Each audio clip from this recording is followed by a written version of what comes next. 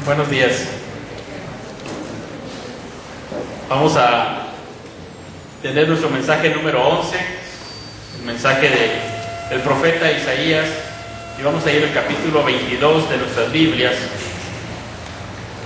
Voy a leer en la versión de la Biblia de las Américas, un poquito diferente, pero voy a hacer la lectura, capítulo 22 de Isaías, profecía sobre el valle de la visión. Dice la palabra del Señor, profecía sobre el valle de la visión. ¿Qué te pasa ahora que has subido toda tú a los terrados? Tú llena de bulla, ciudad alborotada, ciudad divertida. Tus muertos no fueron muertos de espada, tampoco murieron en batalla. Todos tus gobernantes han huido juntos. Sin arco han sido capturados. Todos los tuyos que hallaron fueron capturados a una, aunque habían huido lejos. Por tanto digo, apartad de mí la mirada, dejadme llorar amargamente. No tratéis de consolarme por la destrucción de la hija de mi pueblo, pues hay un día de pánico, servidumbre y confusión de parte del Señor, Dios de los ejércitos, en el valle de la visión, un derribar de murallas y un clamor al monte. Elam tomó su aljaba con carros, infantería y jinetes, y Kir desnudó el escudo. Tus mejores valles estaban llenos de carros, y los jinetes tomaron posiciones a la puerta. Entonces cayó la defensa de Judá. Confiasteis aquel día en las armas de la casa del bosque, y visteis que eran muchas las brechas en la muralla de la ciudad de David. Y recogisteis las aguas del estanque interior. Entonces contasteis las casas de Jerusalén y derribasteis casas para fortificar la muralla. Hicisteis un depósito entre las dos murallas para las aguas del estanque viejo, pero no confiasteis en el que lo hizo, ni considerasteis al que hace mucho tiempo lo planeó. Por eso aquel día el Señor, Dios de los ejércitos, os llamó a llanto y a lamento, a rapar la cabeza y a vestir de cilicio. Sin embargo hay gozo y alegría, matanza de bueyes y degüello de ovejas, comiendo carne y bebiendo vino. Dicen, comamos y bebamos, que mañana moriremos. Pero el Señor de los ejércitos me reveló al oído, ciertamente esta iniquidad no será perdonada, hasta que muráis, dice el Señor, Dios de los ejércitos. Así dice el Señor, Dios de los ejércitos: anda, ve a ese mayordomo, a Sebna, que está encargado de la casa real, y dile, ¿qué es tuyo aquí? ¿Y a quién tienes aquí? Que te has labrado aquí un sepulcro, como el que labra en alto un sepulcro, como el que esculpe una morada para sí en la peña. He aquí, hombre, el Señor te arropará con violencia, te asirá firmemente, te enrollará bien como una pelota, te lanzará a una tierra muy espaciosa. Allí morirás y allí quedarán tus magníficos carros. Oh tú, vergüenza de la casa de tu Señor. Te depondré de tu cargo y te derribaré de tu puesto. Y sucederá en aquel día que llamaré a mi siervo Eliakim, hijo de Hilcías. Lo vestiré con una túnica, con tu cinturón lo ceñiré. Tu autoridad pondré en su mano, y llegará a ser un padre para los habitantes de Jerusalén y para la casa de Judá. Entonces pondré la llave de la casa de David sobre su hombro. Cuando él abra, nadie cerrará. Cuando él cierre, nadie abrirá. Lo clavaré como clavija en lugar seguro, y será un trono de gloria para la casa de su padre. Y colgarán de él toda la gloria de la casa de su padre, descendencia y prole, todas las vasijas menores, desde los tazones hasta los cántaros. En aquel día, declara el Señor de los ejércitos, la clavija clavada en un lugar firme se aflojará, se quebrará y caerá, y la carga colgada de ella será destruida, porque el Señor ha hablado. Esta es la palabra del Señor en voz del profeta Isaías. Después de haber dado su profecía a todas las naciones, Ahora va a hablar del Valle de la Visión. En forma simbólica está hablando de Jerusalén. Va a hablar sobre Jerusalén y algo está viendo el profeta Isaías que la nación no ve. Algo está viendo. Así que el mensaje del día de hoy es la profecía contra la ciudad divertida. Y cualquier semejanza con nuestra ciudad es que el Señor nos habla también a nosotros. No es mera coincidencia. Esta es una ciudad divertida, pero no crean que este es un mensaje en contra de la celebración o del gozo o de la alegría. Nosotros sabemos el lugar que tiene en la vida el gozo, la celebración, el disfrute de la vida dentro de las disciplinas espirituales que tenemos. Celebramos, y la iglesia siempre necesita de cuando en cuando celebrar. Celebrar nos lleva a magnificar la bondad de Dios, a ver lo bueno que Dios es en toda la vida, en todas las cosas, a disfrutar de la vida que Dios nos da con su bendición, a disfrutar de todo. Aquí no está hablando en contra de la celebración, está hablando en contra de una ciudad que en ese momento necesitaba tomar ciertos asuntos seriamente y en vez de ello estaba convirtiéndose en una ciudad divertida. El profeta Isaías está hablando como una madre que le habla a su hijo, que ve que su hijo anda en malos pasos, y el hijo dice: sí, mamá, yo me doy cuenta, está muy mal lo que hago, voy a pensar en eso. Y se va al antro, o se va al concierto, o se va de vacaciones y anda en una vida muy ligera, él fresco, tranquilo. En vez de considerar seriamente lo que le están diciendo, él va tranquilo por la vida, sin pesares, divirtiéndose, llenando su vida de actividades, yéndose al juego, yéndose al concierto, yéndose al antro, yéndose de vacaciones, cuando todas esas cosas son disfrutables en su medida, pero en ese momento estaba siendo llamada su atención y viene otra vez con su mamá: ¿has pensado lo que te dije, hijo?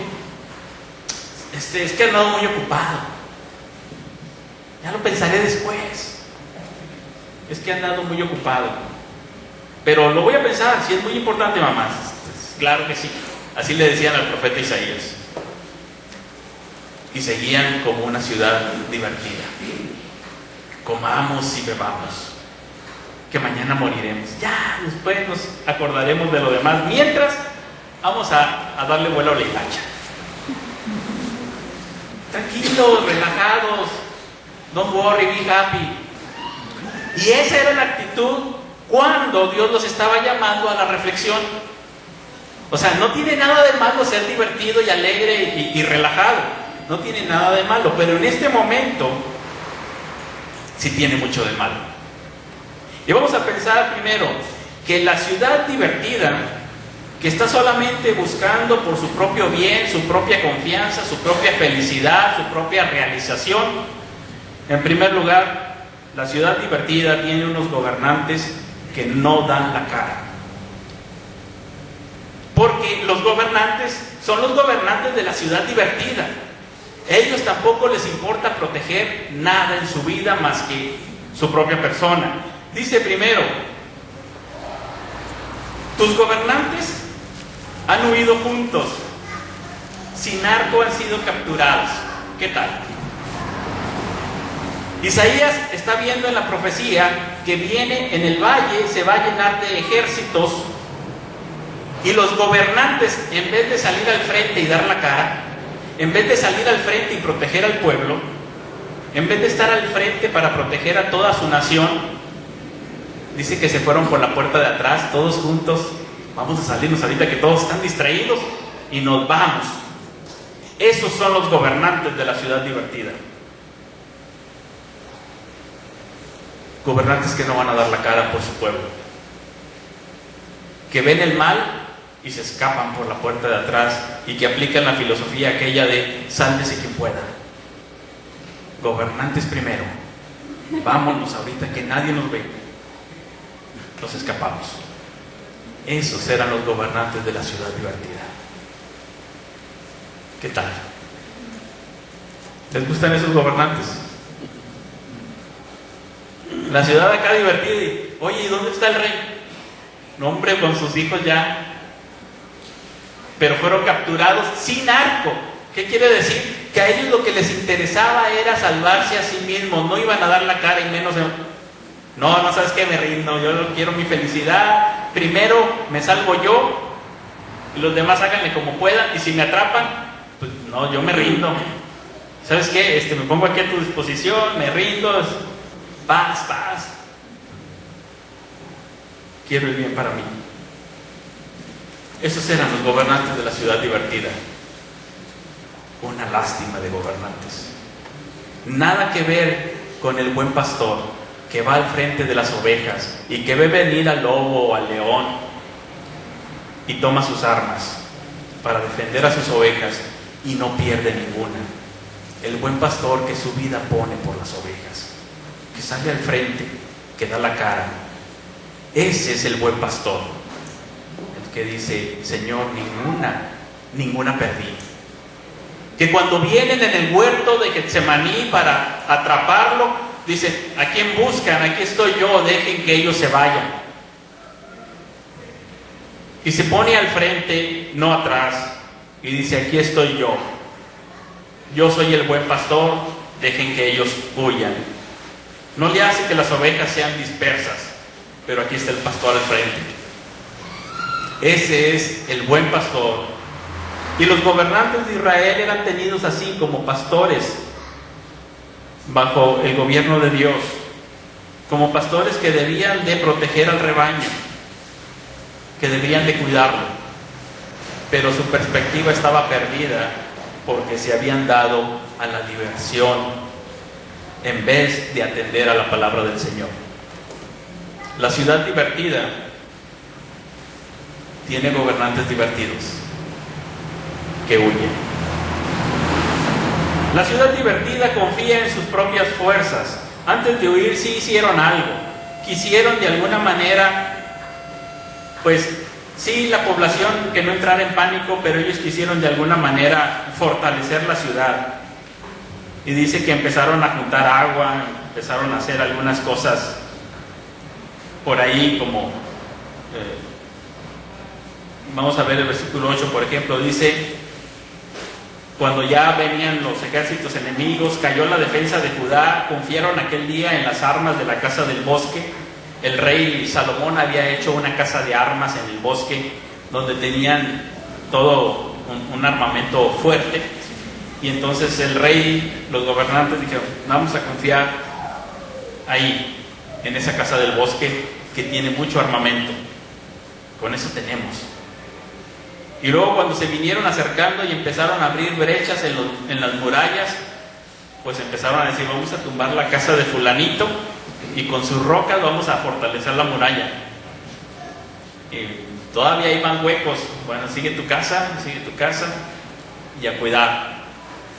Pero dice el pasaje que ellos no confiaron en el que lo hizo, ni consideraron al que hace mucho tiempo lo planeó. Es decir, no se volvieron a Dios. En ese momento ellos confiaron en sus propias fuerzas. Hubo la soberbia, subestimaron al enemigo, se creyeron muy fuertes y poderosos. En otras ocasiones, los reyes de Israel, cuando veían un ejército enemigo, lo primero que hacían era clamar a Dios. Llamar al sacerdote, convocar a todos a la oración y decir: Dios, ayúdanos, auxílianos, porque en nosotros no hay fuerza y vienen contra nosotros un ejército numeroso. La ciudad divertida confía en sus propias fuerzas, por eso está relajada y divertida. ¿Para qué le hago caso a Dios si al fin y al cabo yo me las puedo arreglar? Está en mis manos, yo puedo, yo lo arreglo. Sí, hay problemas, ya hay esto, pero yo lo voy a arreglar. Está en mis manos. Y por eso se sigue divirtiendo, porque está en sus manos. Como el joven que está confiado que va a pasar el examen y que una noche antes se puede ir de fiesta con los amigos. Al cabo que yo lo puedo, yo sé, yo lo tengo bajo control. Está controlado. Cuando algo está controlado, entonces uno puede ser relajado y divertido. y para nada buscaron al Señor, sino que confiaron en sí mismos. La ciudad divertida tiene su propio plan. Son sabios en su propia opinión, en vez de confiar en el Señor. Por eso el Señor los llama a lamentar. Por eso el mismo Isaías llora. En el versículo 4 dice, Isaías está viendo algo que el pueblo no ve. Los habitantes de la ciudad divertida tienen la vista cegada y ellos ven todo de una manera, pero Isaías dice, déjenme que llore amargamente. No traten de consolarme por la destrucción de la hija de mi pueblo. Ellos están viendo las cosas de una manera que el profeta dice, es que no es así. Ellos están tan relajados y confiados, pero el profeta dice, déjenme llorar amargamente. Voy a mi rincón a llorar.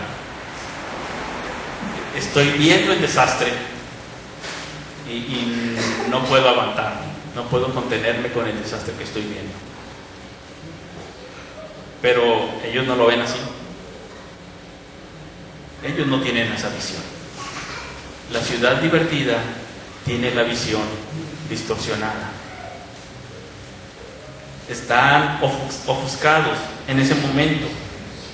No lo logran ver. Ni aunque vean al profeta llorar, no logran ver el peligro que viene. No logran ver qué es lo que está mal, qué es lo que han hecho. No lo logran ver. Y el Señor dice, les llama a llanto, a lamento, a rapar la cabeza y a vestir de cilicio. Ese es el llamado de Dios. Y es una forma externa de expresar algo del interior. Esto de llanto, lamento, rapar la cabeza, vestir cilicio, es una forma de decir que en el interior hay arrepentimiento, que han visto las cosas desde la perspectiva de Dios y que ahora se dan cuenta de que están mal, que ha cambiado su corazón y ha cambiado su forma de ver la vida. Pero en vez de eso dice, sin embargo hay gozo y alegría. Cuando debía de haber lamento, hay gozo y alegría. Nuevamente, el gozo y la alegría no son malos en sí mismos, pero hay tiempo de llorar y tiempo de alegrarse. Y en este momento ellos no tenían tiempo para gozar y alegrarse. No solamente eso, sino matanza de bueyes y degüello de ovejas. O sea, fiesta, comiendo carne y bebiendo vino. Ellos se pusieron de fiesta y hay momentos en que no tenemos que estar de fiesta. Hay momentos para la fiesta, pero este no era un momento. Y dice que su frase era, comamos y bebamos que mañana moriremos, de una manera cínica. Si el profeta les decía, es que van a morir, sí, ya, vamos a morir, vamos a comer y a beber y mañana moriremos. ¿Qué más da? Y ellos seguían con la fiesta. Esta actitud profana, esta actitud rebelde a la palabra del Señor, pero también donde ellos se enfocaban solamente en sus placeres temporales, menospreciando cualquier otra cosa para el futuro. Decía, hoy es lo que importa, comamos y bebamos. Mañana no sabemos, mañana moriremos, eso es en el futuro. Algo así como la actitud de Esaú cuando dice, hoy quiero este potaje, mañana moriré, ¿y para qué me va a servir la primogenitura? Mañana moriré, menospreciando cualquier cosa del Señor. La ciudad divertida tiene esa filosofía, y este era el pueblo de Dios. Pero podemos ir por la vida de repente siendo así como Esaú, profanos y fornicarios.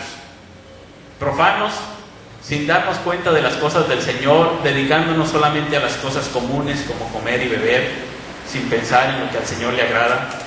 Y fornicarios pensando solamente en las cosas del cuerpo. Mientras yo esté bien, me esté yendo bien, Esa es la filosofía de la ciudad divertida. Qué bien puede ser nuestra ciudad, donde podamos enfocar todas nuestras energías, todas nuestras fuerzas, solamente en lo que a nosotros y a nuestro cuerpo le vaya bien. Solamente en las cosas temporales, sin ver al mañana, sin ver lo que le agrada al Señor, sino solamente estar enfocados de esta manera. Pero el Señor le dice al oído a Isaías: ciertamente esta iniquidad no será perdonada hasta que muráis, dice el Señor, Dios de los ejércitos. El Señor Jesucristo dijo que también la venida del Hijo del Hombre sería como en los días de Noé.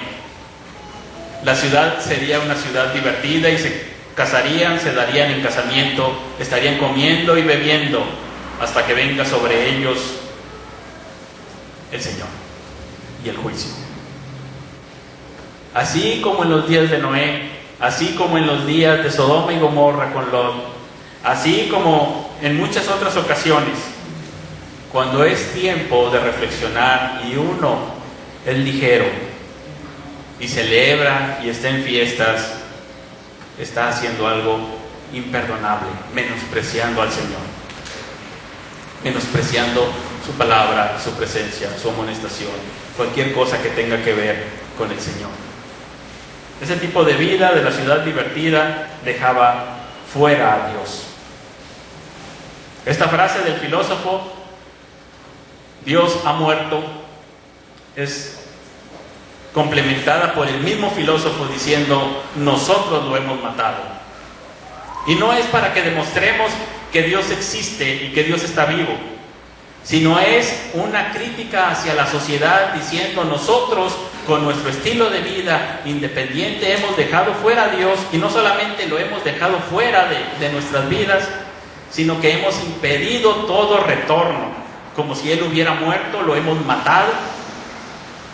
Y el problema no es de Dios, ni tampoco es para demostrar que Dios existe y vive y reina por los siglos. La crítica del filósofo es para la sociedad, diciéndole que con su independencia de Dios le ha dicho a Dios: no te necesito, sal de mi vida y no vuelvas jamás. Esa es la ciudad divertida. Si el filósofo estuviera en medio de esta ciudad, diría: Dios ha muerto, nosotros lo hemos matado. Nosotros hemos dicho: Dios, no queremos que estés aquí en medio nuestro, déjanos a divertirnos nosotros. Esa es la ciudad divertida, una ciudad que deja fuera a Dios. ¿Qué va a hacer Dios? Primer paso, nos va a mostrar aquí un ejemplo con un hombre llamado Sebna. Nos va a mostrar este ejemplo con Sebna dándole un castigo. Este era un mayordomo, digámoslo así, como el primer ministro del reino. Nosotros diríamos que es como el secretario de gobernación. En Estados Unidos dirían que es el vicepresidente, el encargado de la política interna.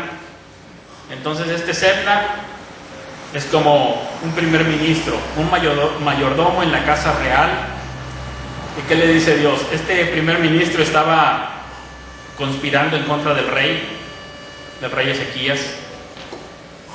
Venía el ejército enemigo y este hombre estaba planeando pasarse al ejército enemigo, entregarles la ciudad, traicionar al rey y quedarse él como rey. Obviamente, ¿verdad? Puesto por el ejército enemigo. Él estaba haciendo sus planes. Y fíjense cómo le habla a Dios. Versículo 16. ¿Qué es tuyo aquí? ¿Y qué tienes aquí? ¿Te has labrado aquí un sepulcro? Como el que labra en alto un sepulcro. Como el que esculpe una morada para sí en la peña. Y con esa pregunta está describiendo a Sebna. ¿Sabes qué, Sebna? Estás viendo nada más por ti. Este gobernante, en vez de ver por el bien del pueblo y de la ciudad, estaba solamente pensando en sí mismo y haciéndose para él toda una vida y un sepulcro, y edificándose como que una dinastía ahí, queriendo en su plan hacer todo. Ya amaneció. Entonces, Sebna es aquel típico político que está haciendo todo para sí. Casas, autos para sus hijos, su familia, edificándose toda una fortuna a costa del pueblo, y está viendo para sí. Solamente está viendo para sí y quiere hacer una traición para seguir él ascendiendo en sus puestos. ¿Y qué le dice Dios? Bueno, este es un gobernante de la ciudad divertida. Toda la filosofía de la ciudad divertida es Sebna. Primero yo y luego yo. Y el que no tranza no avanza, y yo voy para arriba y no importa quién pise. Esa es la filosofía de la ciudad divertida. Este es el gobernante ideal de la ciudad divertida. ¿Sí? Sebna. ¿Y qué dice Dios? Te voy a hacer bolita como una pelota y te voy a tirar lejos. Y allá te vas a ir a morir. Y está hablando de que iba a ser llevado cautivo a una ciudad extranjera, muy lejos, que bien podría ser aquí una ciudad de Asiria. Dice, y allá vas a morir como desterrado. ¿Sabes qué? Yo no quiero un gobernante así para mi pueblo. Por encima de ti está el buen pastor, el que mira por sus ovejas, el guardián de Israel. ¿Y sabes qué, Sebna? Vas a ser para vergüenza. Te arrojaré con violencia, te lanzaré muy lejos. Ahí vas a ser la vergüenza de la casa de tu Señor. Te voy a quitar del cargo, te derribaré del puesto, y en tu lugar voy a poner a mi siervo Eliakim. Eliakim significa Dios levanta, hijo de Hilcías. Y es otro personaje aquí en el libro de Isaías, a quien se le llama, que es llamado por Dios mismo, mi siervo. Esto es muy importante porque, aunque no lo he resaltado en las predicaciones anteriores, ya vimos que a Isaías Dios le llamó su siervo. Tú eres mi siervo, este es mi siervo Isaías. Ahora está hablando de mi siervo Eliakim. Esto va a ser muy importante porque va a ir construyendo Isaías la imagen del siervo del Señor, que va a venir apuntando hacia el Señor Jesucristo. Hay varios personajes en la profecía de Isaías a quien Dios les llama mi siervo. Este es uno de ellos, mi siervo Eliakim. En primer lugar, vemos que aunque Eliakim va a ser puesto como primer ministro del reino, tiene que responder delante de Dios. No responde como quien dice al rey, aunque va a estar bajo las órdenes del rey, pero Dios dice, mi siervo va a hacer mi voluntad. Que así deben de ser en el reino del Señor los reyes, siervos del Señor, pastores, siervos del Señor. Y es un honor aquí el que le está confiriendo mi siervo, ¿sí? Luego este título lo va a tomar también el apóstol Pablo para decir que es siervo del Señor Jesucristo, y les dice a todos, ténganos por siervos, por administradores fieles de los misterios de Dios. Este es Eliakim, a quien Dios levanta. Lo vestiré con túnica, le pondré tu cinturón para ceñirlo, tu autoridad le voy a poner en su mano. Y él no va a ser alguien que se sirve del pueblo, sino que va a ser como un padre para los habitantes de Jerusalén. Eso es lo que quería Dios de los gobernantes de su pueblo, que fueran como un padre que va a cuidar al pueblo. No sé si ustedes imaginen aquí a nuestro gobernador como un padre, o a nuestro presidente como un padre, preocupado, desvelándose por su pueblo, preocupadísimo, o si es otra la mentalidad. Bueno, este es un siervo que van a poner aquí, que es como si dijeran, te voy a quitar el siguiente cambio de elecciones, te voy a poner un gobernador que va a ser como un padre para la ciudad. ¿Se imaginan eso? ¿Qué diferencias habría en el gobierno? Bueno, dice que este hombre va a tener autoridad y lo van a ver como un padre. Y entonces pondré la llave de la casa de David sobre su hombro. La casa de David en el reino del sur es el reino legítimo, descendiente de David. Y entonces quitan a Sebna y ponen a Eliaquim y le dan las llaves. Es como decir, aquí están las llaves del palacio. Y es una forma de decir que tiene autoridad. Y entonces viene una persona buena, un siervo de Dios, con la autoridad de Dios, para ejercer el gobierno de Dios, el buen gobierno. Y aquí hay un cambio. Entonces este hombre va a ser para gloria, contrario a Sebna, que dice que es para vergüenza.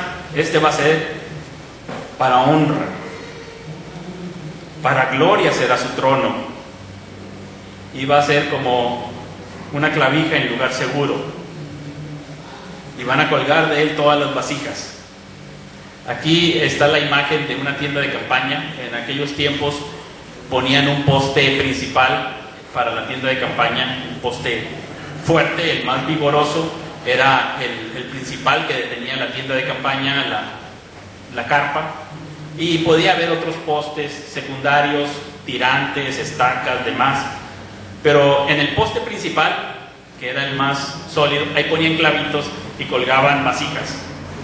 Aquello que consideraban que no debía de estar en el suelo, lo colgaban en el poste principal con algunos clavos, colgaban utensilios que ellos iban a necesitar, o cosas que ellos consideraban también valiosas, las colgaban ahí, ¿verdad? Principalmente, como aquí dice, vasijas, tazas, jarros, estaban colgados ahí.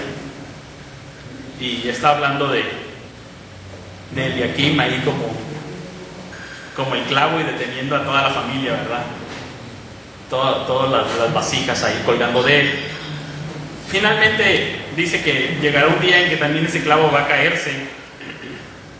Eliaquim de alguna manera después también cayó. Su familia, su descendencia no permaneció. Pero Dios está haciendo un cambio muy significativo que debe de llamar la atención a la ciudad divertida. La ciudad divertida tiene esperanza en ese cambio. En ese cambio de Sebna a Eliaquim, la ciudad divertida tiene esperanza. Ahí hay salvación. Nosotros tenemos esta frase que ya hermano Abel nos compartió ahorita en la lectura, Apocalipsis 1, donde habla de alguien que tiene las llaves también, ¿verdad? Alguien de la casa de David que tiene las llaves, ¿sí? Que tiene autoridad.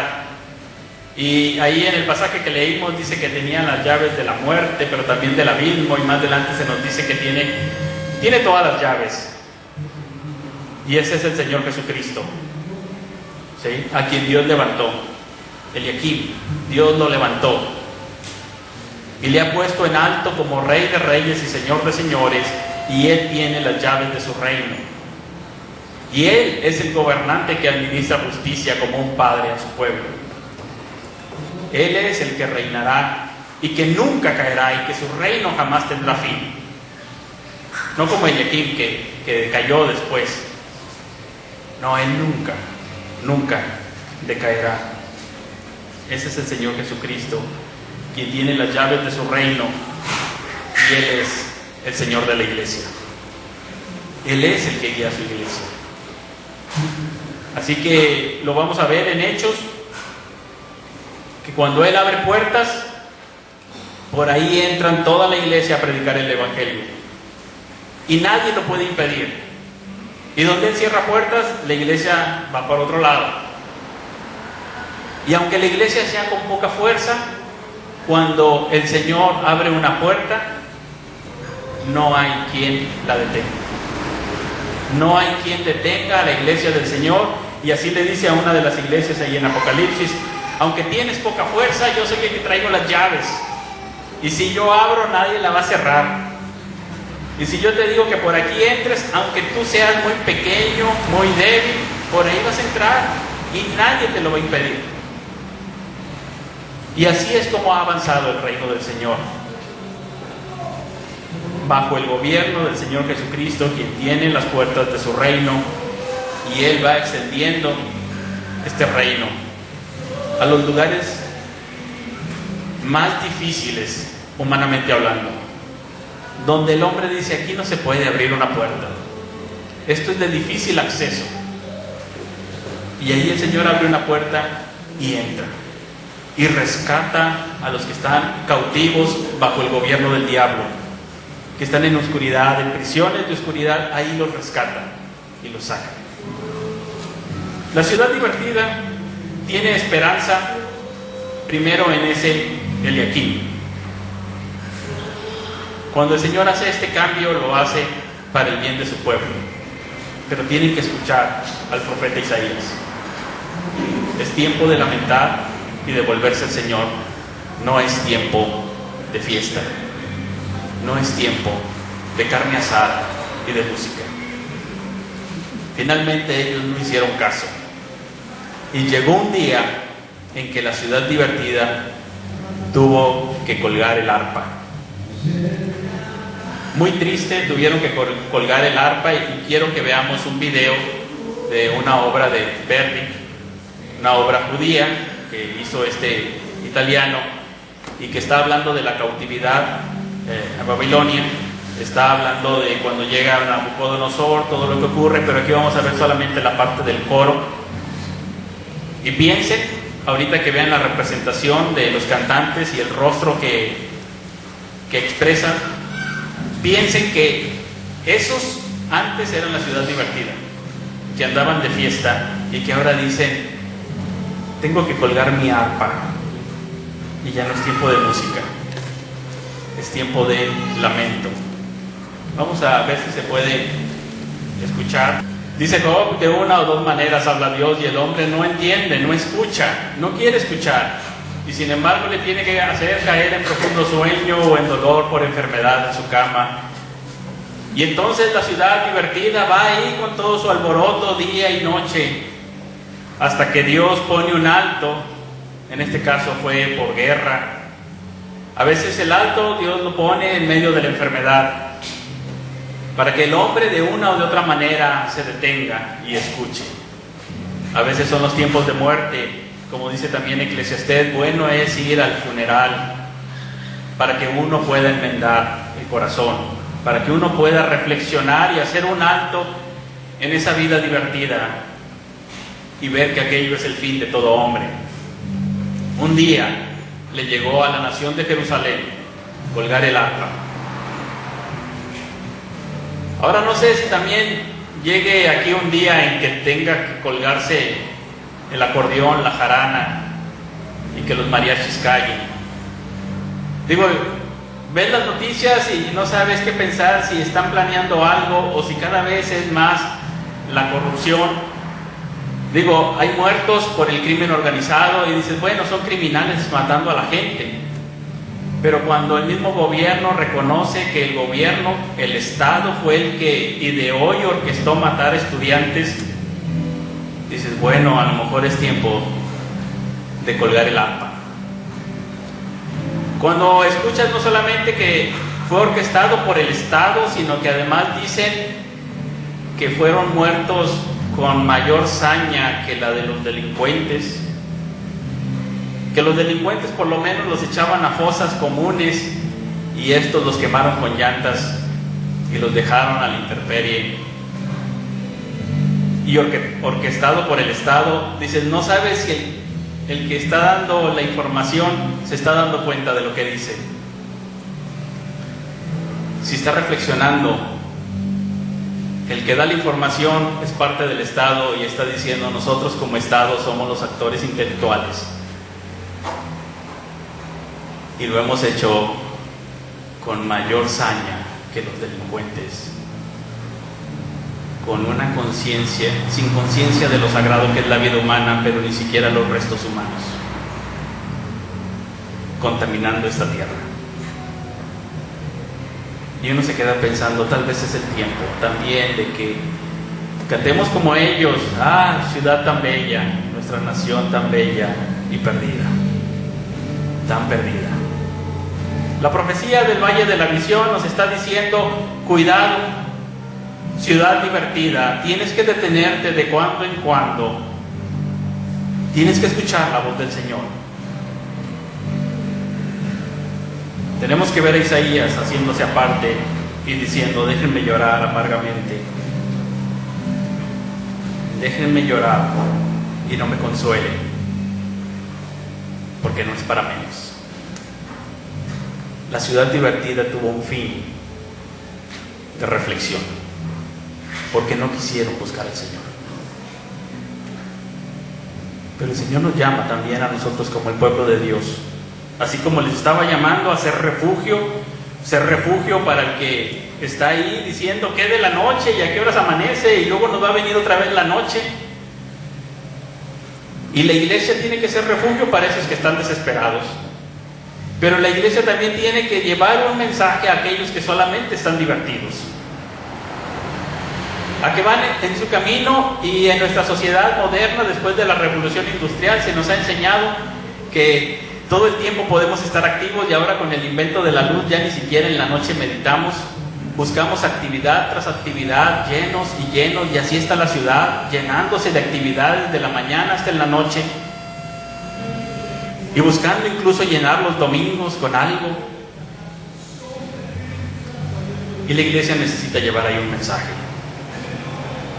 mensaje para que hagan un alto en su camino y escuchen la voz de Dios y tengan la visión de Dios acerca de la vida y acerca de la eternidad, y poderles decir que hay alguien a quien el Señor ha levantado, Eliakim, en quien hay esperanza, que hay alguien que realmente gobernará como un padre, y que ese es el reino de Dios, que ese es el Señor Jesucristo, ese es el príncipe de paz, ese es el rey de justicia, Cristo.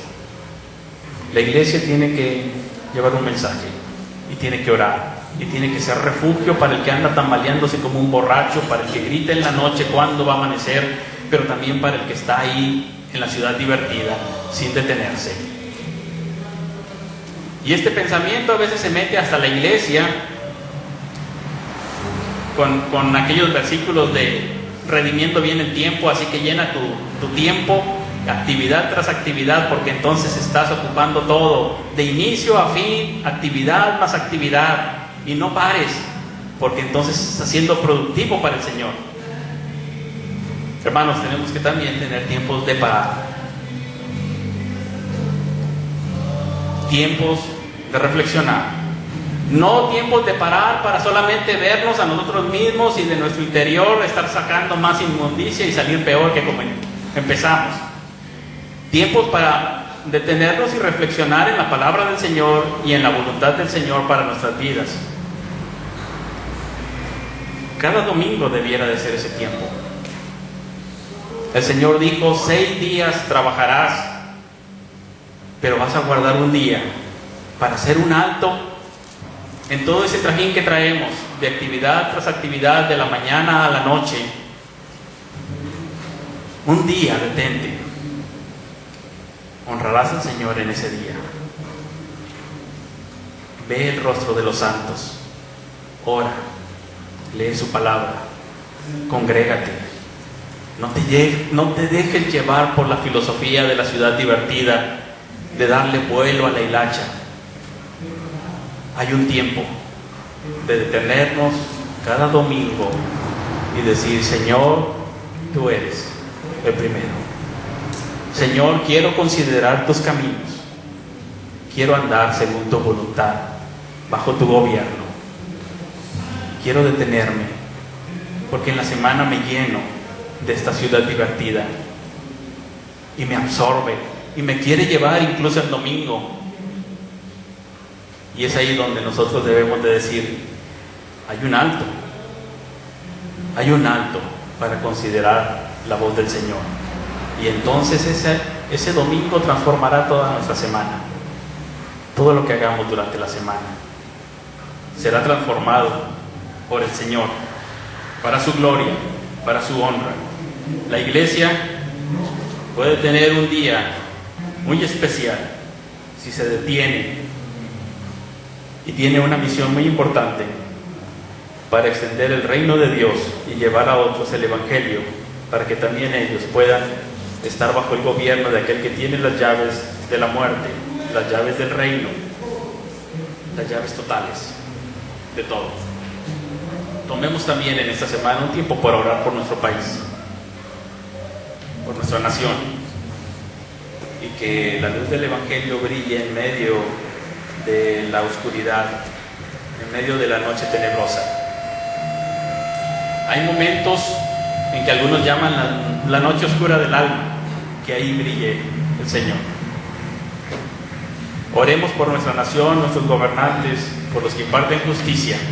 Oremos por aquellos que han sido azotados también de una o de otra manera por las injusticias, para que también puedan llegar a la luz del Evangelio. De una o de dos maneras habla Dios, y el hombre tiene que detenerse y escuchar su voz. Vamos a orar. Dios, gracias te damos por tu palabra. Ayúdanos, Señor, a guardarla y a atesorarla en nuestro corazón para no pecar contra ti. Ayúdanos, Señor, a considerar seriamente en estos tiempos serios en los que nos ha tocado vivir, considerar seriamente tu palabra, tu voluntad, tu evangelio. Ayúdanos, Señor, a ser una comunidad restauradora, una comunidad como refugio para aquellos que están siendo azotados por el pecado y sus consecuencias. Ayúdanos, Señor, a ser una comunidad evangelizadora, que a otros pueda llevar también tu mensaje. Ayúdanos, Señor, a hacer luz en medio de esta ciudad en la que tú nos haces vivir, que aquí, Señor, tú nos uses para tu gloria. Ayúdanos, Señor, a llevar tu evangelio a todos aquellos que están en esta ciudad y que de una u otra manera parece ser que ellos no ven la realidad de su alma, no ven las verdades eternas, que de repente no te consideran en ninguno de sus caminos. Ayúdanos, Señor, a llevar tu palabra a ellos, para que también ellos puedan alabarte, adorarte y venirse a refugiar bajo tus alas. Dios, gracias te damos. Ayúdanos, Señor, a ser la iglesia como comunidad que tú quieres que seamos, y que podamos aquí servir para la alabanza de la gloria de tu nombre. Que podamos, Señor, vivir toda nuestra vida en tu presencia, para tu gloria, bajo tu autoridad, por tu gracia, Señor. En el nombre de Jesucristo. Amén.